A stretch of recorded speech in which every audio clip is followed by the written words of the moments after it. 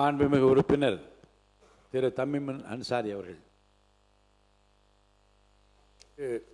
பேரவை தலைவர் அவர்களே, மாண்புமிகு அமைச்சர் மக்கள் நல்வாழ்வுத்துறை அமைச்சர் திரு அருண்ராஜ் அவர்கள் சிறப்பான கருத்தியலோடும் வார்த்தை கோர்வையோடும் சமர்ப்பித்திருக்கக்கூடிய இந்த தீர்மானத்தை மனிதநேய ஜனநாயக கட்சியின் சார்பிலே நான் மனப்பூர்வமாக ஆதரிக்கின்றேன்.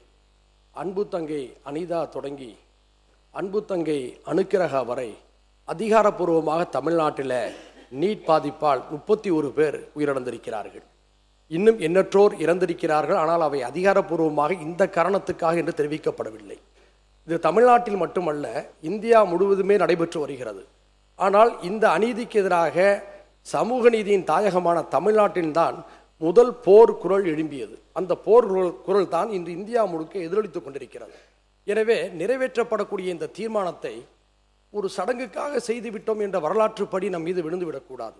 என்னுடைய யோசனை, மாண்புமிகு முதல்வர் அவர்களுக்கு என்னுடைய யோசனை, இந்த தீர்மானத்தை நிறைவேற்றிவிட்டு இந்தியாவிலே பாஜக ஆளாத இதர மாநிலங்களிலே எதிர்க்கட்சிகள் எங்கெல்லாம் ஆட்சியில் இருக்கிறதோ அந்த ஆட்சியில் இருக்கக்கூடிய முதல்வர்களுக்கும் அனுப்பி இதே போன்ற ஒரு தீர்மானத்தை உங்கள் மாநிலங்களில் இருக்கக்கூடிய சட்டமன்றங்களிலும் நிறைவேற்றுங்கள் என்று வற்புறுத்த வேண்டும்.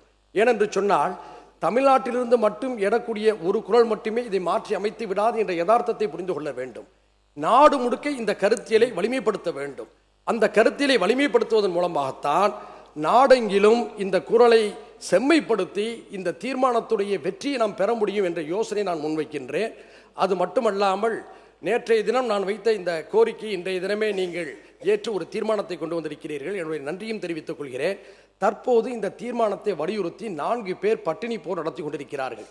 7வது நாள் மிக மோசமான உடல்நிலை பாதிக்கப்பட்டிருக்கிறது. எனது ஒரு அன்பான வேண்டுகோள், அமைச்சர் சகோதரர் பள்ளிக்கல்வித்துறை அமைச்சர் அவர்கள் கூட அவர்களை சென்று நேரிலே பார்த்துவிட்டு வந்திருக்கிறார். இந்த தீர்மானம் நிறைவேற்றிய பிறகு இந்த அவையுடைய உணர்வாக அவர்களை உங்களுடைய அமைச்சர்கள் ஒருவர் நேரில் சென்று சந்தித்து இந்த தீர்மானம் நிறைவேற்றப்பட்டிருக்கிறது, தமிழ்நாட்டுடைய சட்டப்பேரவை ஒருமனதாக நிறைவேற்றியிருக்கிறது என்பதை சொல்லி அவருடைய பட்டினி போரை பழச்சாறு கொடுத்து முற்றுப்புள்ளி கொண்டு வர வேண்டும் என்று இந்த நேரத்தில் கேட்டுக்கொள்கிறேன்.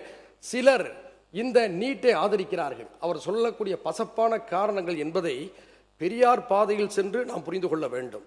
அதாவது ஒரு எக்ஸ்பிரஸ் ரயிலில் 3ஆம் கட்டணத்தில் பயணிக்கக்கூடியவர்கள் ஏசி கோச்சிலே பயணிக்கக்கூடிய ஒரு வாய்ப்பு கிடைக்கிறது என்பது போல ஒரு தோற்றப்பாடை உருவாக்குகிறார்கள். இந்த தந்திரத்தை நாம் புரிந்து கொள்ள வேண்டும். 3ஆம் வகுப்பில் பயணிக்கக்கூடியவர்களுக்கு ஏசி பெட்டியிலே இடம் கிடைக்கிறது என்பது முக்கியமல்ல, அந்த ரயில் செல்லக்கூடிய தண்டவாளமே ஆபத்தானதாக இருக்கிறது என்பதுதான் நம்முடைய குரல் கருத்து என்பதை நாம் புரிய வைக்க வேண்டும். அந்த அடிப்படையில் ஏற்கனவே இந்த மாமன்றத்திலே பல தீர்மானங்கள் நிறைவேற்றப்பட்டிருக்கின்றன. அதிமுக அரசாக இருந்தாலும் சரி, திமுக அரசாக இருந்தாலும் சரி, இந்த விஷயத்திலே தெளிவான நிலைப்பாடு எடுக்கப்பட்டிருக்கிறது.